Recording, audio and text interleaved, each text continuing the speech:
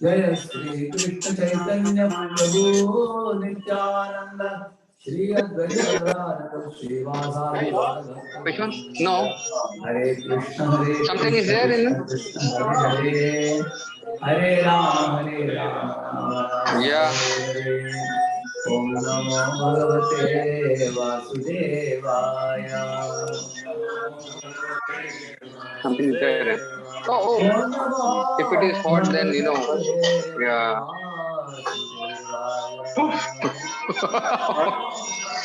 No, it's hot. Something is there in. Oh, potatoes. I heard something.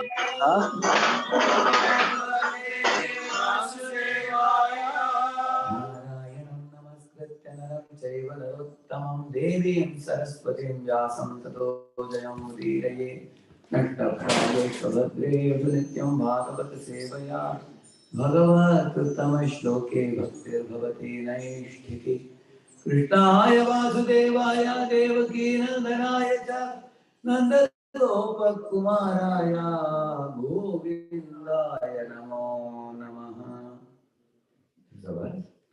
Let us recite from first canto 1.1.5. Taye kadatu manayaha pratar huta hutagnayaha satam sudamasinam prachuridamādara taye kadatu manayaha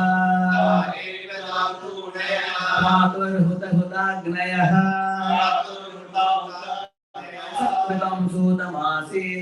Sakritam sudamasinam prachuridamādara taye kadatu manayaha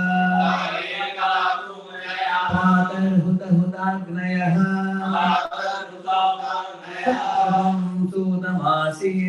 sakritam sudamasinam prachuridamādara एकदा तु मुनयः सायेकदा तु मुनयः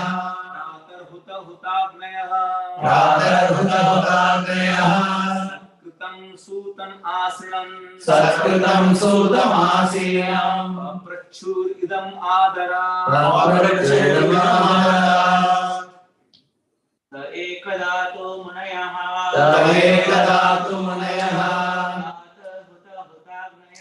प्रातर्हुताग्नयः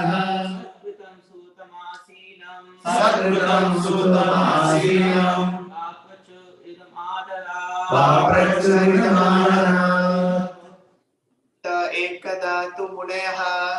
एकदा तु मुनयः प्रातर्हुताग्नयः सत्कृतं सूतमासीनं प्रचुरिदमादरात्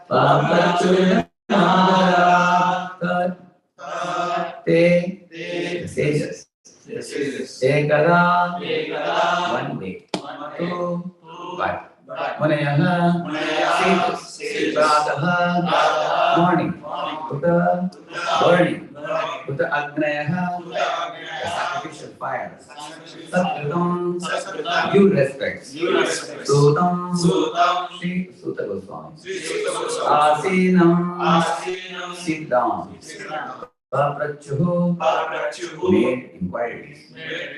Idam on this as follows. Adarat with due regard. Translation proper by His Divine Grace, A.C. Bhaktivedanta Swami Prabhupada.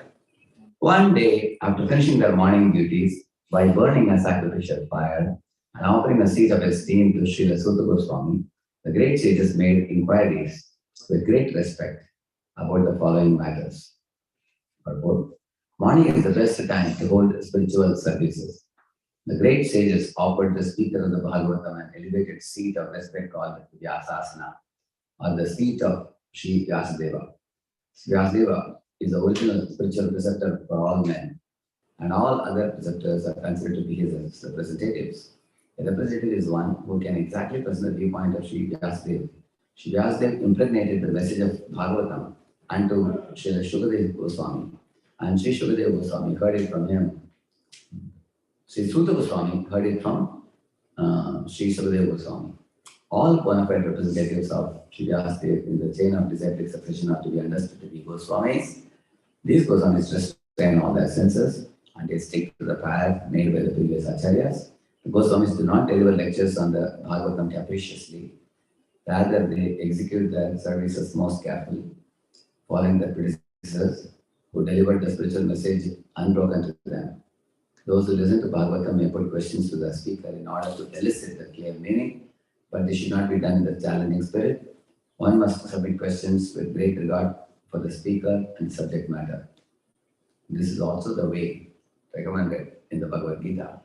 One must learn the transcendental subject by submissive oral reception from the right sources. Therefore, these sages address the speaker, Suta Goswami, with great respect.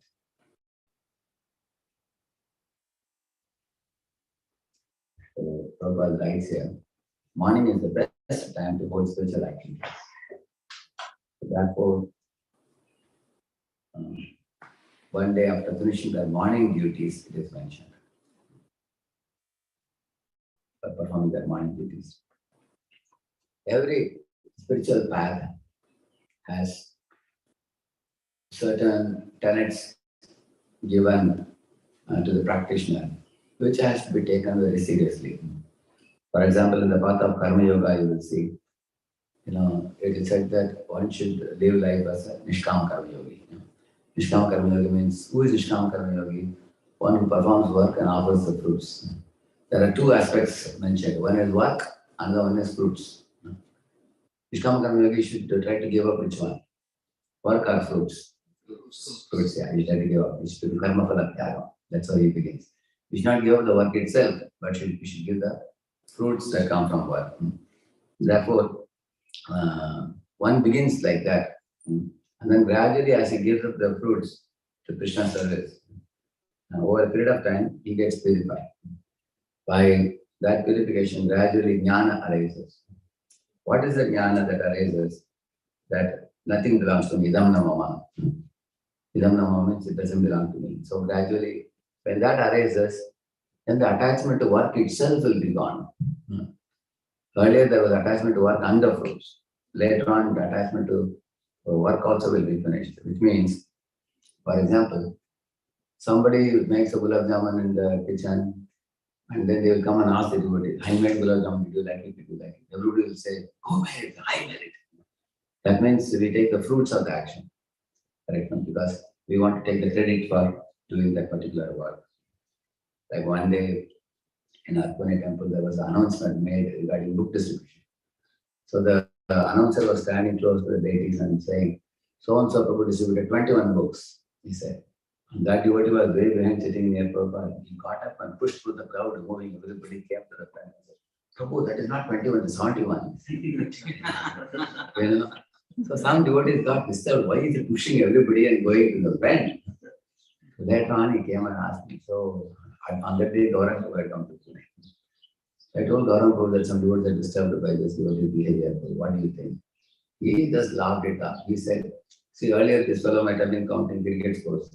Now he's counting book scores. Now he fully listen. And tell these people, after some time, he will stop counting book scores also. That detachment will come. That means detachment from the fruits of action will eventually come. He said.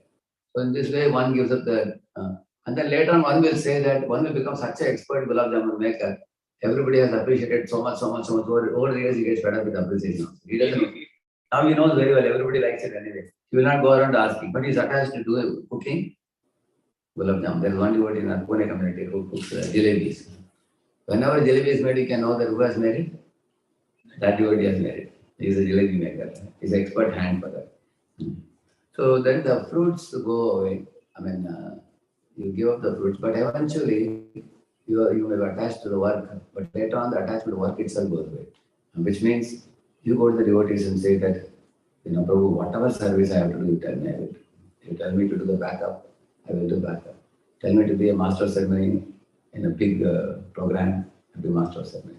Tell me leading service or background service, I will do. In this way, gradually the Detachment from the fruits happens, and then detachment from work happens. When detachment from work happens, that is the time when jnana arises that I am not the body, I am spirit, soul. Then that leads one to which yoga? Jnana yoga. That is jnana, because what has arisen in the heart? I am not the body, I am spirit, soul. And that is by karma yoga, offering fruits and offering the work, gradually that jnana will arise. When jnana arises, then a person comes to the point, I am not the body, I am spirit, soul. Then aham brahmasmi, aham brahmasmi. So in that platform, what one should do, dharma changes. Now earlier you were offering the fruits and offering work and all, but now you have to study the Vedic literature very extensively. In the path of Jnana Yoga, one should study all the four Vedas and Upanishads and Puranas and Vedanta and all the different corollaries. One should be vastly learned. Anybody quotes from anywhere in the Upanishads or Vedas or Puranas, you should be able to immediately understand it and you should know the reference. Yes, this is from this place. Just like we study Bhagavatam and Bhagavad Gita and CC and others, like that one should be vastly learned. So the jnana is actually study sometimes 15 hours also in a day. 15, 18 hours also in the study. Therefore, once Shankara saw one old jnani sitting, was 80 plus, he was studying Panini grammar, Sandhi Vichhed and other things he was learning. So Shankara saw that and told him that this grammatical study is not going to help you at the time of death. Chant Govinda's name, he told him. So that means jnana is, whatever time they become jnani, from the time they will study a lot. That's one of their activities. If a jnani is not learned, he is considered foolish. He is not considered a jnani at all. So jnana yoga path, one should not only study the Vedic literature, one should also do vimarshana. Vimarshana means analysis. For example, what is Satya? What is Asatya? We need the Viveka Buddhi. We need to have a very sharp sword like Viveka Buddhi. Even Krishna uses the word. He says, Asanga Shastrena Dridhena Chitva. He's saying in the 14th chapter, you will see, Bhagavad Gita. You will need a sharp sword of detachment, which comes by sharp knowledge of Viveka Buddhi. So that Viveka Buddhi will tell you that this is Maya, don't go near this. This is eternal, this is temporary. So this kind of Viveka Buddhi should be arisen by not only Shastric study, but also by comparison, contrast, analysis, seeing from various angles, and looking at the world with Shastra Chakshu, and evaluation. All these abilities of the intelligence are utilized by the jnani in order to clearly see the difference between Sat and Asat, temporary and permanent. That takes long time actually. Therefore, if you see, there is one this thing called as Nididhyasana, we call it. Let me show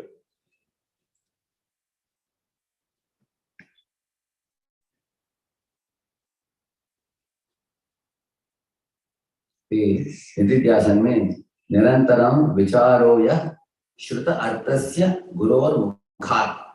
That means Nirantaram Vicharo. After hearing from Guru Mukhat, hearing from Guru, you should Nirantaram Vicharo. Means what? Continuously keep thinking about it. What? Yaha Shruta Arthasya. Yeah. Possible to share. I can. How to share the screen? No, he's on Zoom. You have Zoom ID user? You have to connect to the Zoom. Tell me the number.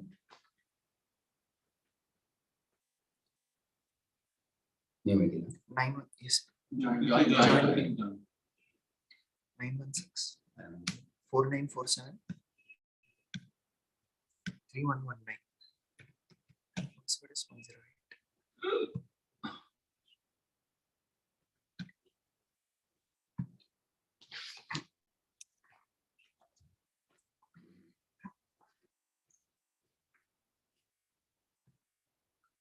I have to share it. Recording.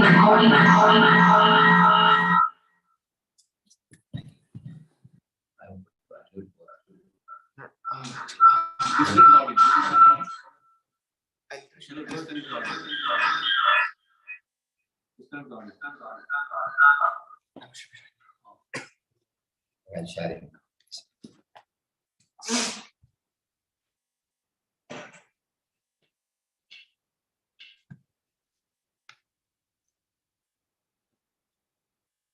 Close. Okay. That one. You can just How to- open the document. In my yes. Okay. Scared. Okay. So, see, Nirantara Vicharaya Shruta Ardasya Guru Mukha Tan Nididhyasanam Proktam Tache Kadriyena Labhyate. By that Ekagratata comes, he says, no? By that kind of vichar. That means Nirantaram Vichara means what? Repeatedly one should think what you have heard. Same thing is said in Bhagavatam also. Tad dhyayanto pujayantascha nityadavata tad dhyayanto japantascha pujayantascha nityadavata. In Pracheta section it comes. After hearing from Guru, one should meditate on the meaning repeatedly what Guru has spoken. And japantascha means we should preach it to other people also.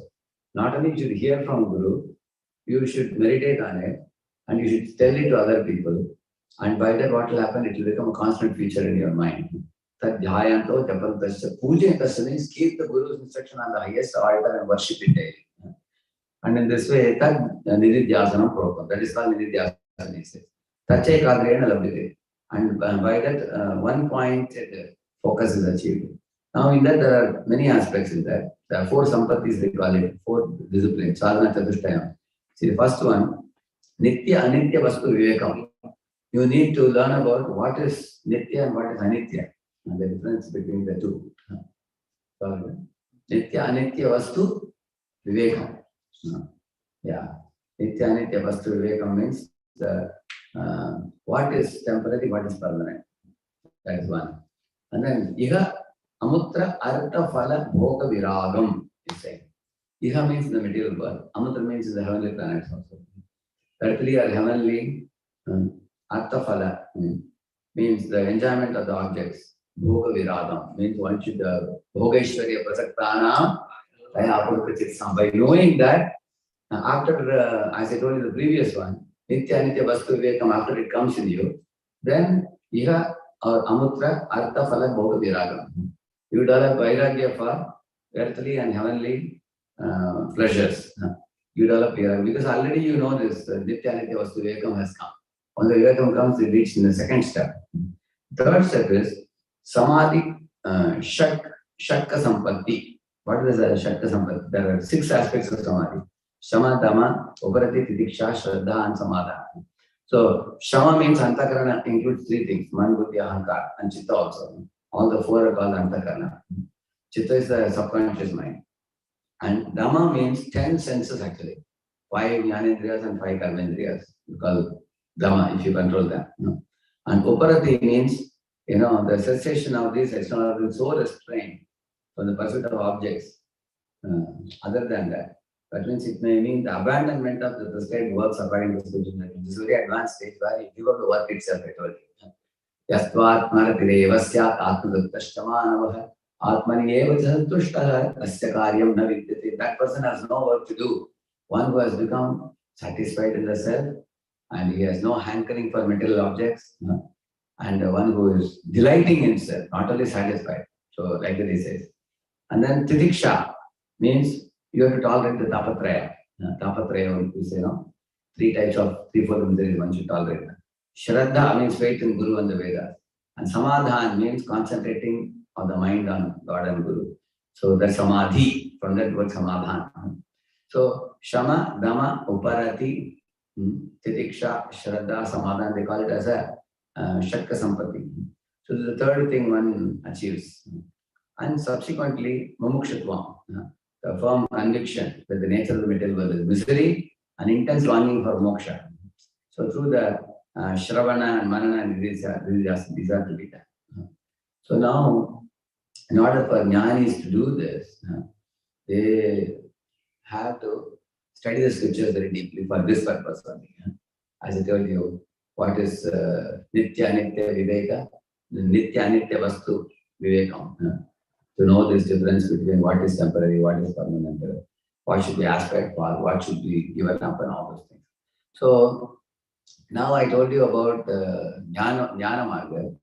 Then as jnana is developed, they come to a stage where Brahma Bhuta Prasannatma na shochati na kankshati. They neither lament for anything losses in the material world. One time Janak Maharaj was a little late for the Bhagavatam class in his sabha. And the Brahmanas were sitting. And one Brahmana commented that you see, our king is a busy man.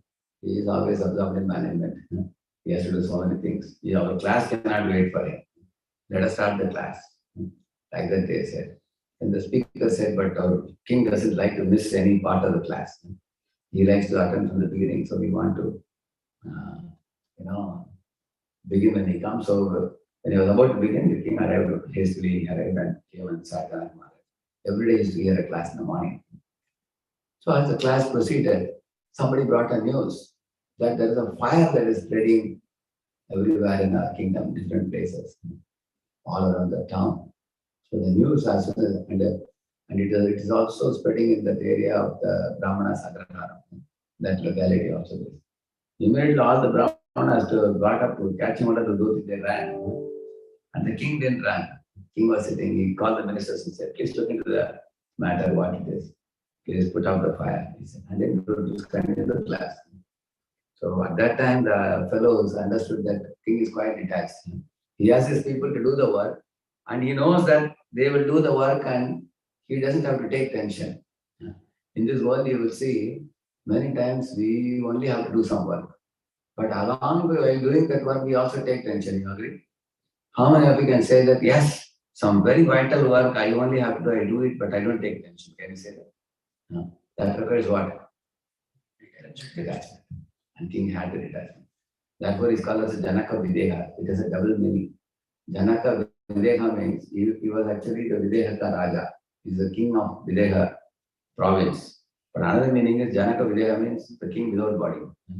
Without body means he has no bodily consciousness. He's detached completely.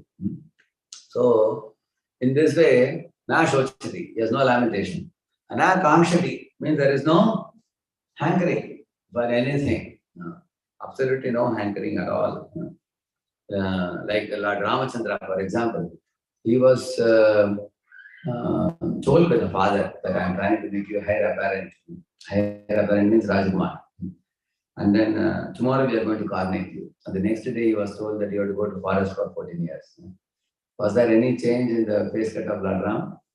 There was no change. That is actually Nakamshati. No hankering for Rajasukaloka. He was completely free from that. He only told his father and mother that I only want to see that you both are pleased with me. I hope I don't displease you in any way. If my going to forest will please you, I will happily do it. He said like that. And he didn't have any kind of vengeance towards his stepmother, Kaikeyi at all. In fact, when Lakshman had some bad opinion about Kaikeyi, Ram corrected him. He said, they are all elders, they know what is best for us. We should accept like that he spoke. So, when Jnani also comes to this stage of Na Shochite, Na Kamshati, at the time what happens? Mad Bhakti, Bhakti Param. From there, the Bhakti begins. But Bhakti, how it begins? It begins with Ashtanga Yoga. Because when the Jnani matures up, at that time, the maturity of a Jnani leads him to the point of meditation on the Super Soul. So, the meditation on the Super Soul is, you go to the forest, when you become a Yoga Ruda, and then there are procedures given. What I have to do, the 6th chapter is given. 6th and 8th chapter, you will read about that. So, there, Dhyana Vasita Tattete Ramanasa Pashyanti Yam Yogino. In the heart, one sees the Super Soul. So, there are 3 objects called the Akshata Vishayam. 3 objects for meditation. For those who are Jnanis, it's Param Jyoti. And for those who are Paramatmavadis, Ashtanga Yogis, for them, Sarvabhuta Guhavasam, the Lord residing in the heart of all living beings. And once he matures up in that, Ashtanga Yogi goes from Yama, Niyama, Pranayama, Asana, Pratyahara, Dharana, Dhyana, Samadhi when he comes. At that stage, in Samadhi, he is seeing the beautiful form of Vishnu, either standing Vishnu or he is lying in the milk ocean. That beautiful form of the Lord he sees in the heart continuously, smiling face of the Lord. He is charmed by that form. So, but he is in Shantaras, considering Lord to be my master and I am his servant, that's all. He is admiring, not even servant, he has admiration for the Lord's form. So, from that point, if he gets association of pure devotees, then he goes to the Bhakti Yoga. So, I told you, Jnani meditates on Param Jyoti, and Yogi meditates on Sarvabhuta Guhavasam, And what does Bhakta meditate upon? Bhagavantam adokshayam, it says. Bhagavantam means Bhaga, the word comes means 6 opulences. Adokshayam means one who is beyond the range of the senses. Then you come to Bhakti Yoga. So in that, now for Ashtanga Yogis, what is the prescription? I told you about Jnana Yogis, what all they have to do. Ashtanga Yogis, what they have to do. Ashtanga Yoga means austerities. Like Yama means Ahimsa, Satya, Asteya, Brahmacharya, Aparigraha, Yamaha. 5 things is saying. Ahimsa means you can't injure any living entity by thought, word, or deed. And Satya means you should always speak truth without speaking any lie to anybody. Asteya means never steal the credit that is due for others, because you will always live a life in tension if you steal the credit meant for others. Ahimsa, Satya, Asteya. Brahmacharya means, Srimad Ramanacharya says, Brahmacharya means don't look at women with a bad eye. Like in Indian lawyers, they write, the Bura Nazar Kala, Bura Nazar Wala, Tera Muh Kala. So don't see women with a bad eye. That is Brahmacharya, Ramanacharya says. And 5th one, Aparigraha means do not accumulate more than what you need.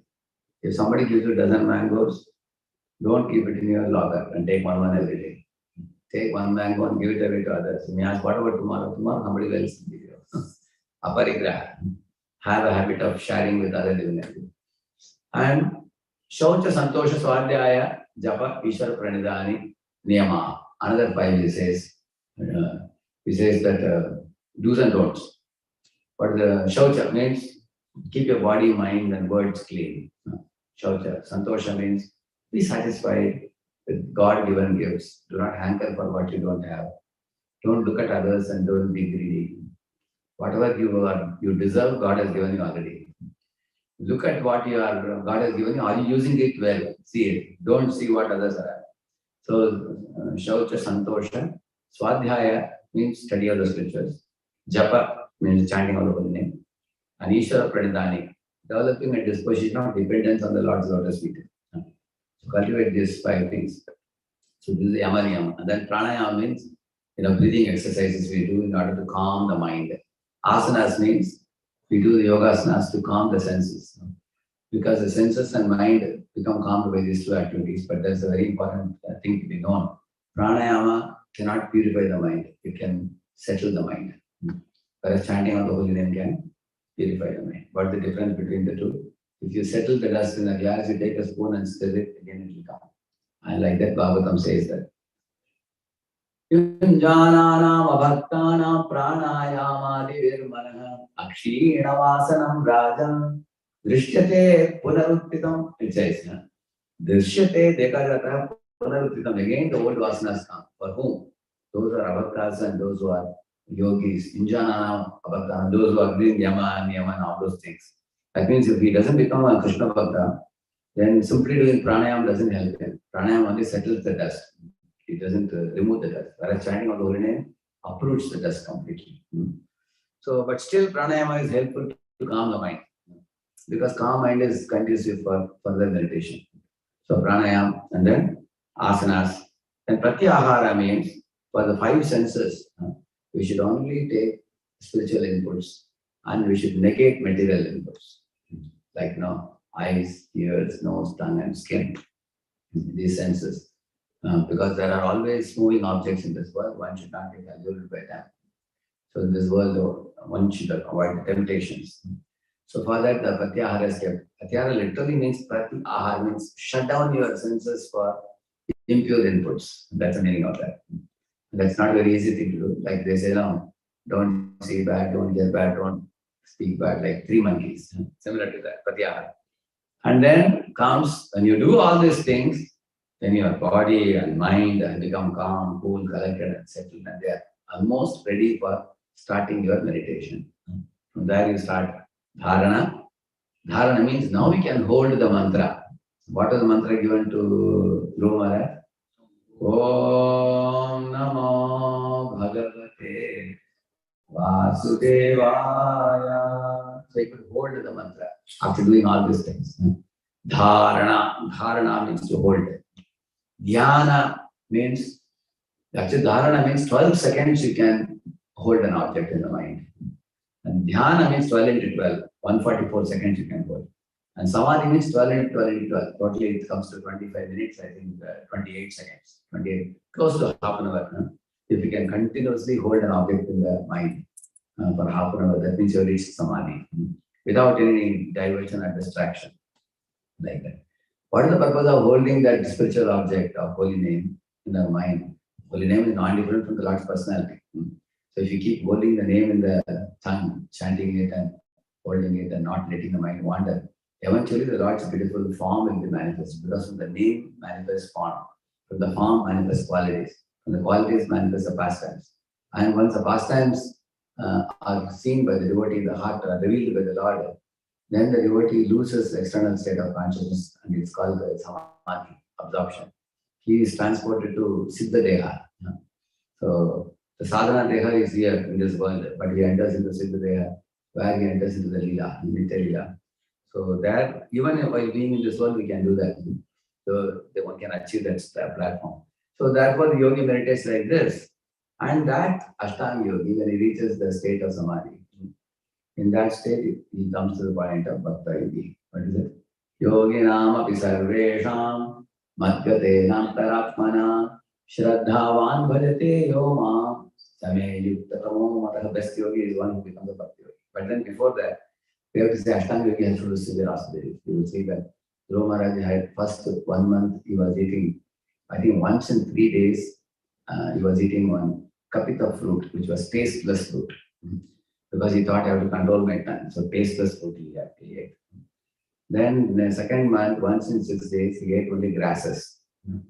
Third month, once in 9 days, he ate only water, drank only water.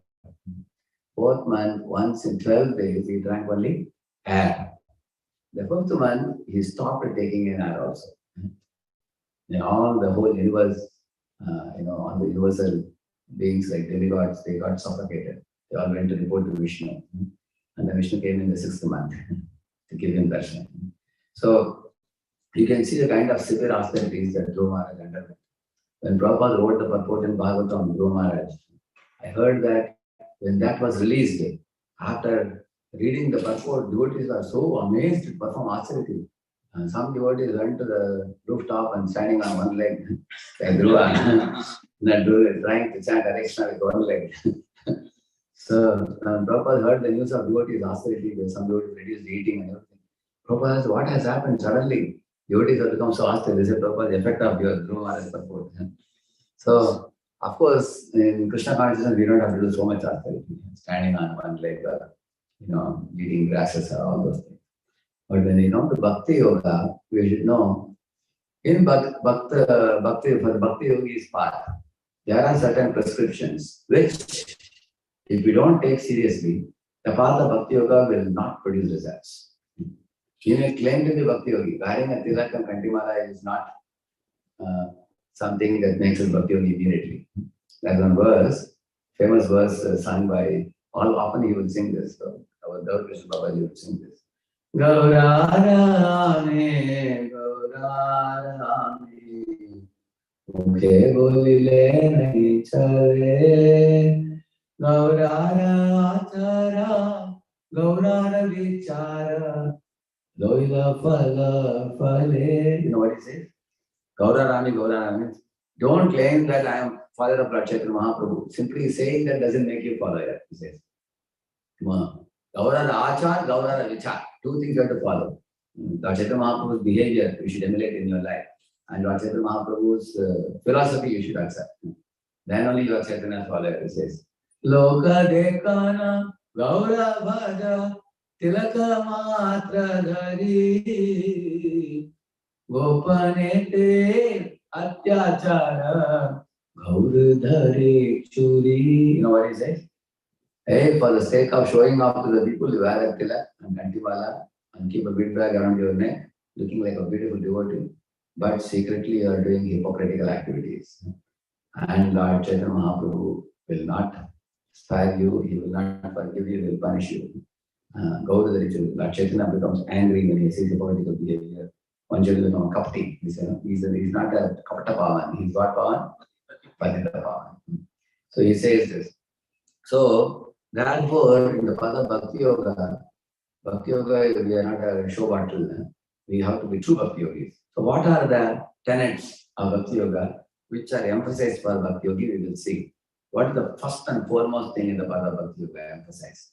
Most important thing that gives you spiritual progress. There are 5 potent forms of devotion service. Sadhu Sangha Nama Kirtan Bhagavata Shravan Madhuravasa Sri Murtira Shraddhaya Sevan. These are the 5 things. Sadhu Sangha means association with advanced devotees. Association means what? 3 things. Spiritual discussion, knowledge transmission, heart transformation is equal to association. Very simple thing. There should be, if you meet devotees, there has to be spiritual discussion. If you don't hear any spiritual subject matter from a devotee, but 5 of you jointly went to a movie, to watch a movie, that is not association, isn't it? Actually, it has to be spiritual discussion. And there has to be knowledge transmission means, I was not aware of something, but today I came to know. I heard something and I learned something. Oh, this I never knew about Krishna. Krishna is so wonderful. So there is knowledge transmission. And then that should result in heart transformation. What is heart transformation? Mrigari.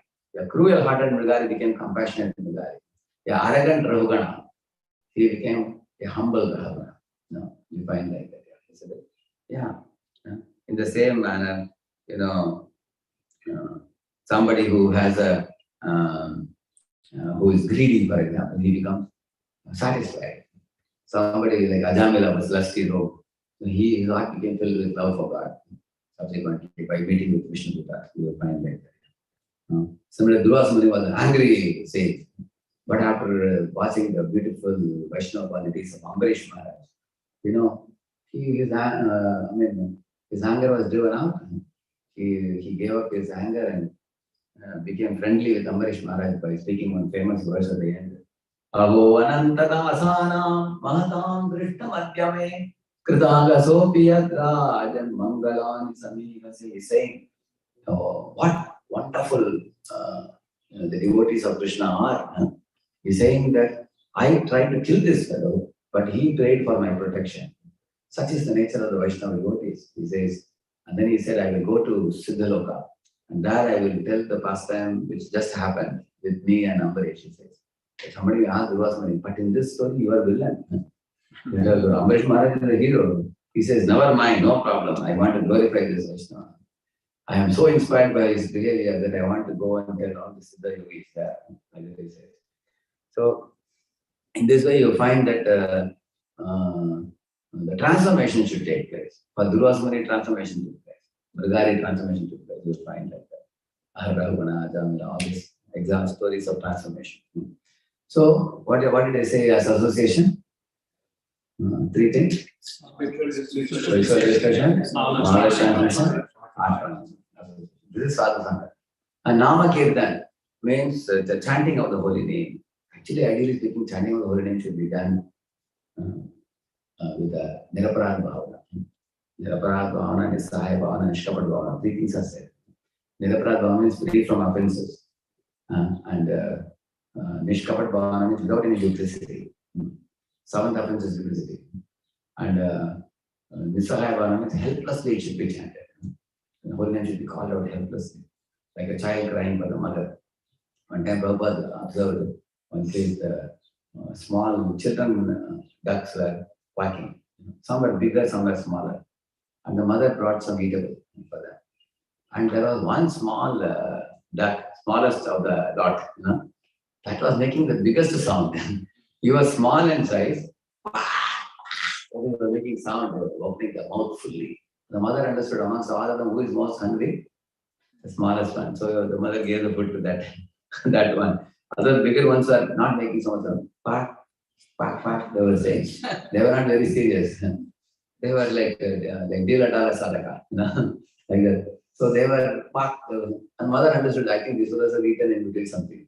Some people between morning and evening they eat something, And evening you go and ask, Prabhuji, Prasad ready, are you coming? They will ask, what is the menu? I can take later, correct, no? Yeah. So mother also thought they must have eaten something. But for one who made the biggest quack sound he got, similar chanting of the holy name should be done very intensely. So this is Nama Kirtan, correct? No? Sadhu Sangha Nama Kirtan.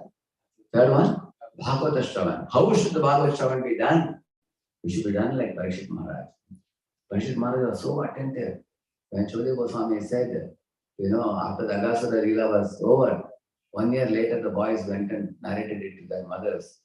Immediately Parikshit put a sudden break and said, wait a minute, why 1 year? What was happening in that 1 year time? Then Shodhya Goswami spoke what Leela? Brahma Vimukti Leela spoke. And that led to that. Otherwise, you all would have missed Brahma Leela if you didn't ask the question. Imagine Parikshit was dozing a little bit, you would have missed that past time. Correct? No? You would not have heard that. Another time, when Shodhya Goswami said, that was on Kaliya Nag, which came to Vrindavan and took shelter of Yamuna, and Krishna danced on Kaliya and drove it away. And then he was going ahead with further pastime. He said, wait a minute, who is Kaliya Nag? Where did he come from? Why did he come and take shelter of Yamuna? How did Krishna dance on him and subdue his pride? Please tell me all this in very great detail. He said, do not try to cut it short. Generally, we say, please wind up as soon as possible. But he says the opposite way. Don't speak long, we say. But he is telling elaborate. That means Bhagavatam should be heard with enthusiasm. It should be heard with enthusiasm, it should be heard with attentiveness. You can see that. Yeah. He also says in one verse, Naishad Ati Dusaha, Mom. He says, you know what he says? He says, do not think maybe I may not be able to tolerate my hunger or thirst. Last so many days I didn't sleep also at night. I didn't eat, I didn't drink, I didn't sleep. Maybe you may be thinking that therefore you are winding up fast. He said, don't think like that. This Amritam, what you are giving me, that is nectar for me, he says. And in this way, that is Bhagavata Shravan. Sadhu Sangha, Namakirtan, Bhagavata Shravan, and Mathura Vas. Either one should make one's home into a temple, or one should reside in Vrindavan. Or one can live in Vrindavan consciousness. Like Prabhupada is living in Bhavati, but in what consciousness? Vrindavan consciousness. Mathura Vas. Some devotees told Prabhupada, please, Prabhupada, we are very sorry to bring you to such a dirty place. Prabhupada said, why do you say dirty place? This is Vaikuntha. He said, Vaikuntha? How do you see Vaikuntha here? But Prabhupada said, because you all are chanting Hare Krishna. Wherever people are chanting Hare Krishna, that is Vaikuntha. He said. So, and Prabhupada said, if you go to Vrindavan and other places, sometimes you find in the temple, there is nobody in the temple hall to chant and dance and glorify the Lord. Because they have machines attached. Ding, tong, tong, ding, tong, tong. You heard that? Any of you have seen that? In India, you will find in some temples. Whole temple hall is Kali. And only ding, tong, tong, they have mechanized, beating systems there. These are switch on. The puja is switch on and goes to perform Arati. And here ding, tong, tong goes on like that. But Prabhupada said, in our ISKCON temples, devotees dance, devotees sing, devotees play instruments. Devotees of Bhagat Lord, 2 times a day the dress is changed, 6 times a day the bhoga is offered. This is real opulence. Temple means real opulence is the devotees in the temple. So, in this way, this is Mathura Vas. And then Sri Murtira Shraddhaya Seva. The deity form of the Lord should be worshipped with great affection. Actually, the Lord is called Prem Pujari. You know that famous song? Duryodhana ke bhog na khayo. Ruk sak vidurdhar kayo, aise prem pujari Radheshyam. He is called as Prem Pujari. Which means where there is love, he will manifest. Where there is no love, he will not manifest. Like in Govinda Kunda, with great love and affection, who was chanting? Madhaviri. And Lord is in the bushes. He came in his dream and said, please, bring me out of the bush and place me on the top of Govardhan Hill and worship me. The Lord said, because you are here, you are a lover of me, and you are such a pure devotee. You are calling me with so much affection. Therefore, I want to accept the worship from you. But prior to you, there was nobody to take care of me, so I became hidden in the bush. So wherever there is a devotee, faithfully, sincerely, seriously glorifying the Lord, worshiping the Lord, praising the Lord, Lord is ready to manifest. Yatra kahani mad bhakta, tatra tishtami narada, he says. So these 5 are the most important things. And all these 5 are given by Srila Prabhupada in the morning program. That is what is the connection here. Morning is the best time to hold spiritual services. If you see the first prayer we do, Mangalarati, it is very important for us. How many of you know, in India, when the national anthem is going on, everybody should stand on the place where you heard the announce, and wherever if you are on the road, you should stand there, correct, in attention pose. You should not move. How many of you know that? You heard it? Yeah, isn't it? In the same manner, if the flag is hoisted only half size on the Independence Day, anybody who did that will be put behind the bars. You know that? That's Indian law in India. Yeah, if you by mistake you kept it at half, because on that day India got freedom. If you don't put it at the top, you will be put behind the bars. There are rules like that. In the same manner, you will see, you may say, what is this Indian flag? This is a cloth flapping. No, that represents whole country India. Correct? No? Every country considers its flag important or not. So you will find that represents the whole nation. Similarly, the deity form of the Lord in the temple hall, one may be thinking is made of brass, is made of marble or wood or something like that. But this manifestation is one of the 5 expansions of the Supreme Lord. Like the Para, the Vyuha, Swamsha, there are different expansions. The 5th expansion is the Archa Avatar, we call it. Archa Avatar means Krishna in the spiritual world says that I have expanded myself into multiple deity forms all over the world. And wherever anybody comes to these temples and bows down to me, praises me, I can hear it. I can hear the prayer, I can see the Shraddha, I can see the sincerity. So, therefore, when Lord Chaitanya saw the deity, he said, Pratimatu Vinay Sakshat Brajendra Nandan. He said, you are not a Murti, you are Sakshat Brajendra Nandan. And for that, you need Chinmaya Drishti. Initially, we have Jada Drishti, then Manomaya Drishti, then Chinmaya Drishti. Bhaktivinoda Thakur explains in the Devadharma book, you will read that. Jada Drishti means you see with the material vision, you will only see the material elements. Because our vision is what vision? Material vision. With material vision, what do you see? Material elements only. You can't see beyond that. And Manomaya Drishti means you have developed love for the Lord in the mind. Even before the altar opens, the form of the Lord will manifest in your mind. You will see that. Like Radha, Ramachandra, Radha, Gopalabha, Radha, Kunjibihari. So if you have served the deities regularly, bow down to them, worship them, then the form of the deity will enter the mind of the devotee. See, mind, it doesn't enter so easily unless you love the person. Like mother serves the child, bathing him, dressing him, decorating him, sending him to the school. You ask any mother can easily see the form of the child in the mind because she's constantly serving the child. So those are serving the Lord's deity form, they get the Lord in the mind. Manomaya Drishti, they can see it. They will very soon develop affection. And Chinmaya Drishti means seeing with spiritual vision. Premanjana Churita Bhakti Vilochanena Santas Sadaiva Vidayeshu Vilo Kalyanti Yam Shama Sundaram Achintya Gunasparupam Govindamadi Purusham Tamaham Bhajami. He says that such pure devotees who have a Premanjana Churita, their eyes filled with sun of love, they see the Lord with affectionate eye. And they also carry the Lord in their heart. Sadaiva means always, 24/7. Even when they go out of the temple, they carry the Lord with them in their heart, wherever they go. In Pune, this Sankarsana Prabhu, I went to his room. I saw he was offering a big obeisance. I was wondering to whom is he offering obeisance. Then I saw on the table, the deity was only 3 inches high. One Krishna deity carries a small box. Lord's deity form is only 3 inches high, only this much size only. But he has taken him very seriously. Right now, 3 or 4 inches max. Short, small, thin deity, Krishna, beautiful deity.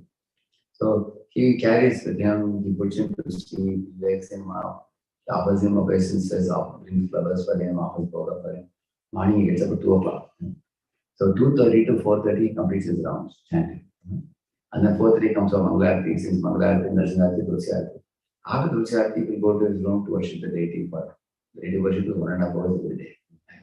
1 hour he has to worship. Then half an hour he prepares for Bhagavatam. Then he comes and gives Bhagavatam class. Comes during Guru Puja and then offers flowers and then gives Bhagavatam class. So one brahmachari was telling me, Prabhuji, I want to meet Prabhuji personally. So I took him. So he asked the Prabhuji, Prabhu, some people say that if you get up too early in the morning, you will get sick. I just wanted to know, what do you think? And Prabhuji said, last 50 years I'm getting up at 2 o'clock. 50 years, he said. I've crossed 50 years now, he said. 50 years in ISKCON. I'm getting up at what time? 2 o'clock. And I'm not sick, look at me. I'm healthy, he said. That was his answer, practical answer. So nobody gets sick. Of course, you need 6 hours of sleep. You need to Like if you sleep at 8, you can get up at 2. Yeah, he of course sleeps at 8, 8:30 he sleeps. Some days it becomes 9, 9:35. But most of the days 8:30 he sleeps. So if you sleep at 8:30, get up at 2:30. If you sleep at 9, get up at 3. 6 hours are good enough. And Goswami slept only 2.5 hours. We are not Goswamis. So you can sleep at least 6 hours, you can sleep. If some of you have health issues, you want to sleep 7 hours also, it's all right. Then you sleep a little early. Sleep at 9 and get up at 4. Correct, no? Then you get 7 hours of sleep. But Prabhupada writes in one purport, I asked Srivasandra Prabhu, what Prabhupada says, what time did you get up, Prabhupada says? 4 a.m. Prabhupada says, all devotees in ISKCON worldwide rise before 4 a.m. Like that, Prabhupada writes in one purport. It's findable, it's not difficult. You can find out. 4 a.m. Prabhupada writes. Why 4 a.m. Prabhupada says it's Brahma Muhurta? We should rise in the Brahma Muhurta time. Because in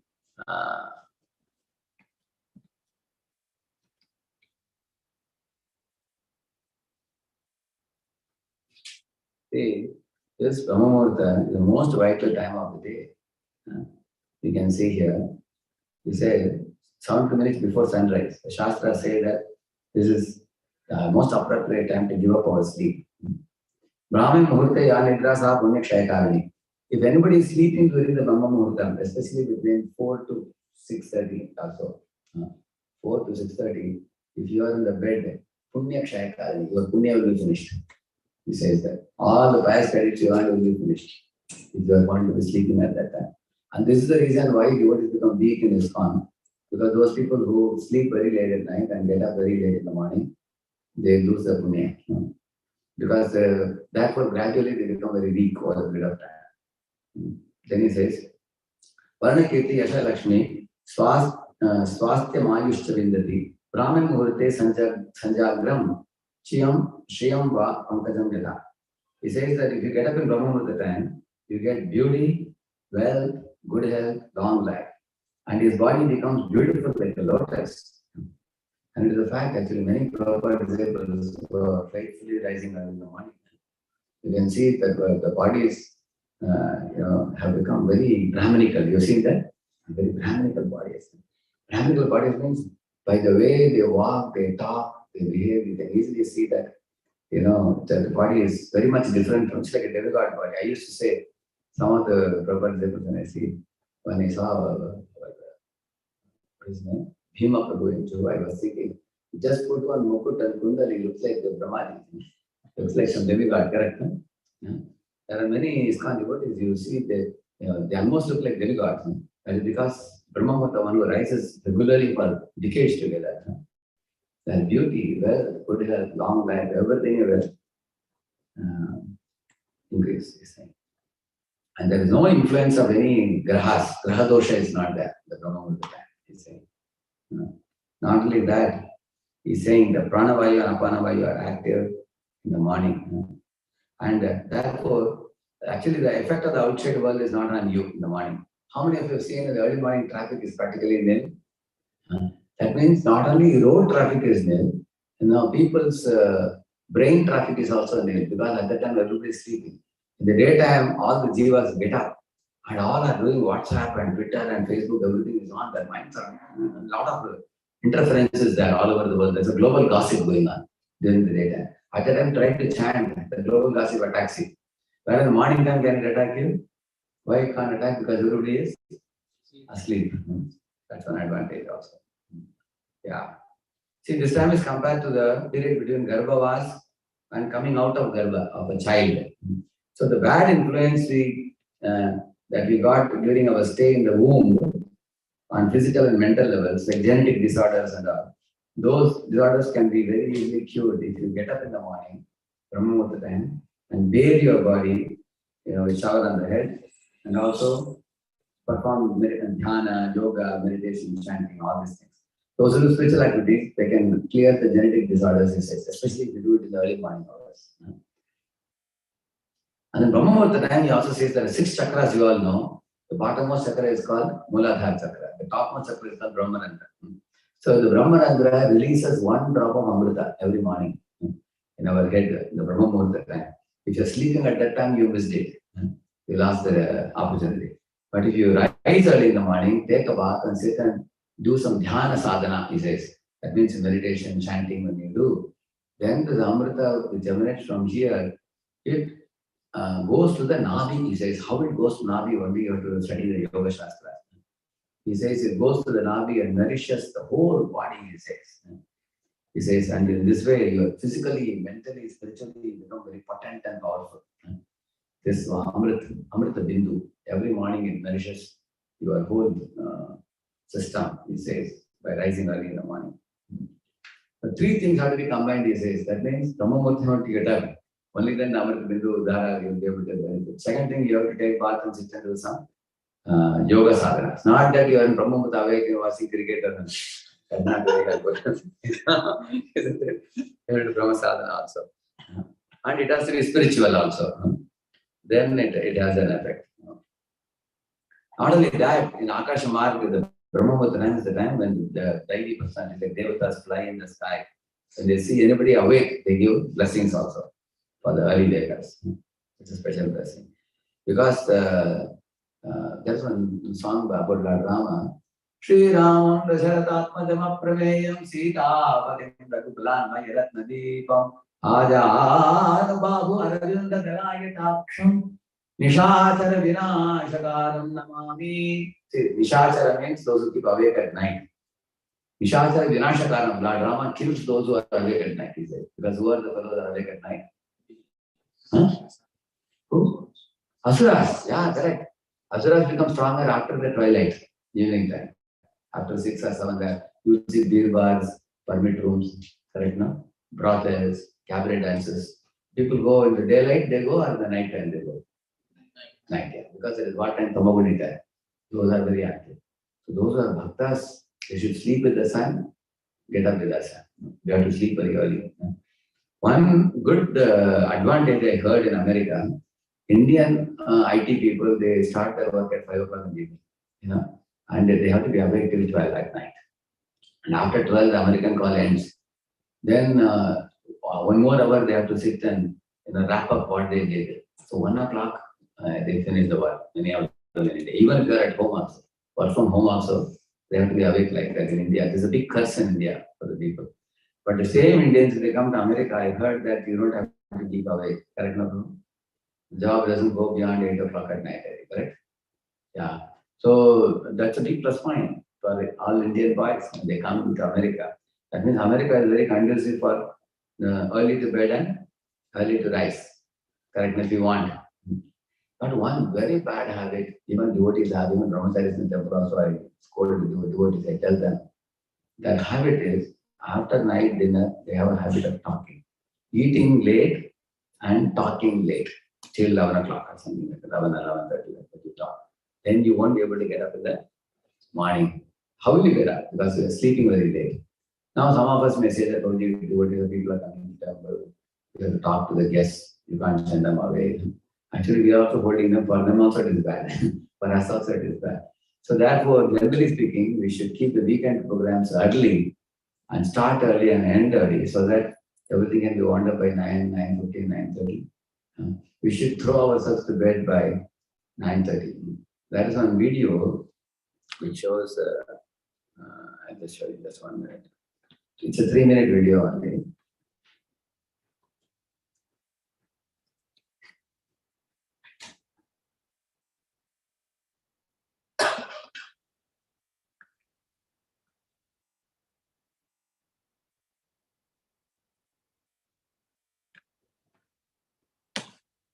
See there. Why are successful people waking up? I think I have to sound. I have to check whether it's coming for that. 1 minute. Let's check the sound. Oh, sound has to go. Okay. You can see this video. It's on my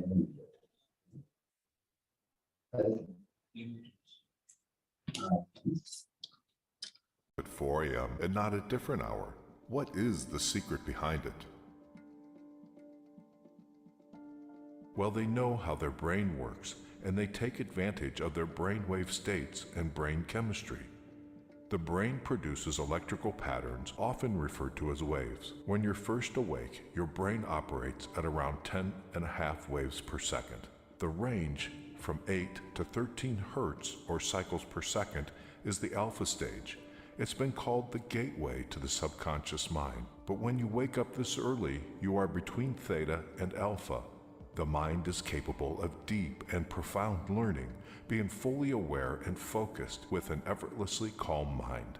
In other words, you don't have to work as hard. You are not thinking. You just relax into the moment. Another important fact known by all successful people is when you wake up, your subconscious mind is most impressionable and soaks up information like a sponge. Whatever you hear, see, or are exposed to in the first 20 minutes will affect you and set the tone for the rest of your day. This is why they meditate, listen to affirmations, and not checking their social media and emails so early.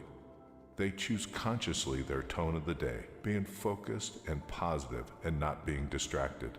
They choose to go to bed early and use the premature hours of each day in their own advantage. They make up a routine of waking up before the sun starts to shine and go to sleep after the sun goes down. Why do they go to bed so early? Between 10 p.m. and 2 a.m. is where you can get the most from regenerative and deep sleep. After 2 a.m., sleep lacks the quality that you need as it becomes more superficial, chronically depriving your body of the regenerative sleep which you can enjoy between 10 p.m. and 2 a.m. makes you wake up in the morning even more tired than when you went to bed. The human body is closely linked to the day and night cycle. That is why, within 1 or 2 hours after sunset, your melatonin levels start to rise. This is how your body's telling you that it's time to go to bed.